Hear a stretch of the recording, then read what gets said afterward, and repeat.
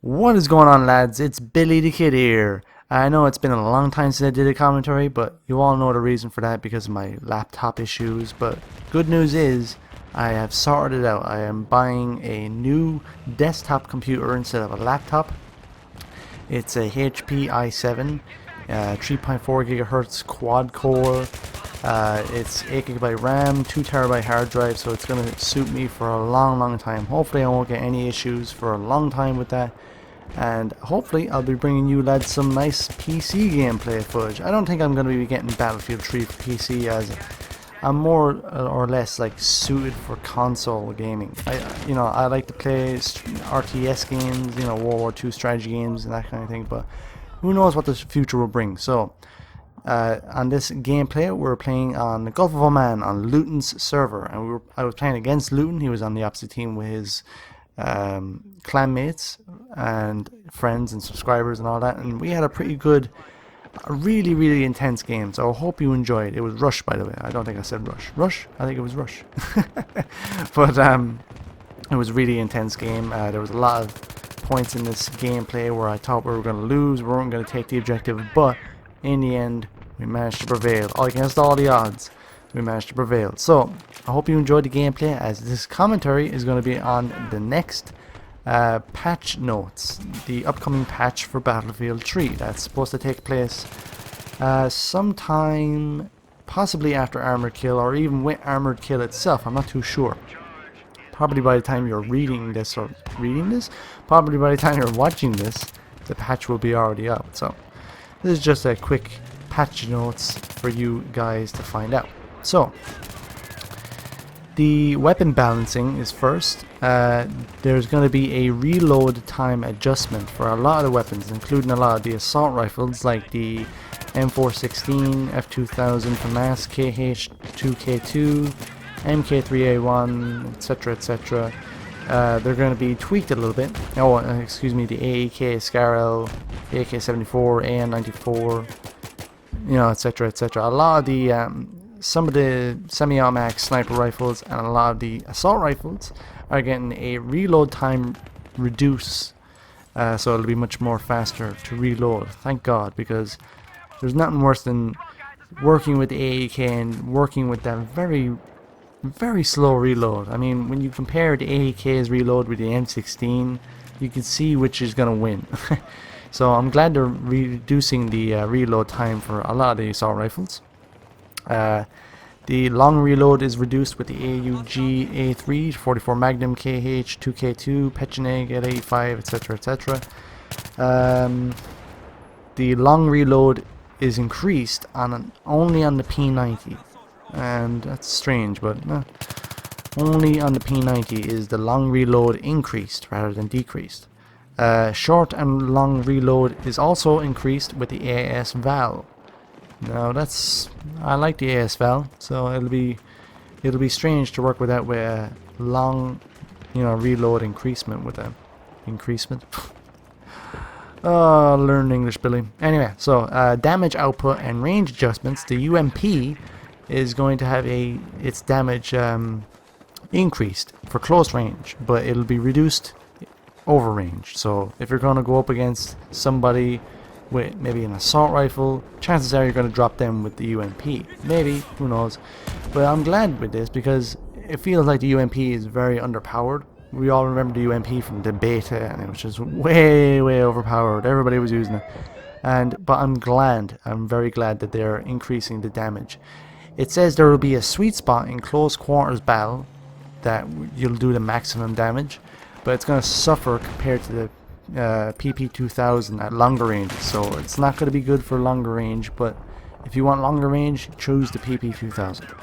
The PP2000 is increased in long range damage to highlight its role as a mid-range weapon.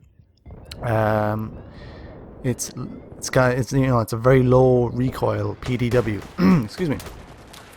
The M1911 is increasing the minimum damage to make it better between the Magnum and the M9 and the MP443, so it's more or less in between. It's a 45 caliber, other than the M9 and MP443, which are 9mm, which does less damage. So you're gonna, and of course the the Magnums are 44 Magnum, and if I'm not mistaken, it's 357 Magnum with the Rex. I'm not sure, so don't quote me on that. I'm probably gonna get ripped a new arsehole because of that. But yeah, I like using the M1911. Oh god, learn English, buddy. Anyway, back to the commentary. Yeah, so they're gonna increase the minimum damage, which I'm very happy with. I hope they increase the damage for the M9 and MP443 as well. We'll see later on in the patch notes. The M93R is reducing the damage, which is, thank God, because that thing was like an MP7. It was seriously way not okay. Maybe I'm going a bit too far, but they need to increase the recoil, which is what they're doing. Its recoil has been increased for a smoother burst action to counter the reduced damage, so that's good. The 12 gauge frag rounds have been adjusted to do their damage in a smaller area, but to do more consistently apply the maximum possible damage, which is good because you don't want really, splash damage to affect somebody else. The AA tanks, like the Tunguska and the Lav D, have slightly increased the damage against infantry. The AA was simply, over-nerfed in a previous update, so now the AA guns do proper damage against infantry at close range. We all remember how it was really overpowered and then they nerfed it, and it's like ridiculous because, come on people, it's an AA tank, it's got Gatling guns, so obviously it's going to tear infantry a new can of whoop ass,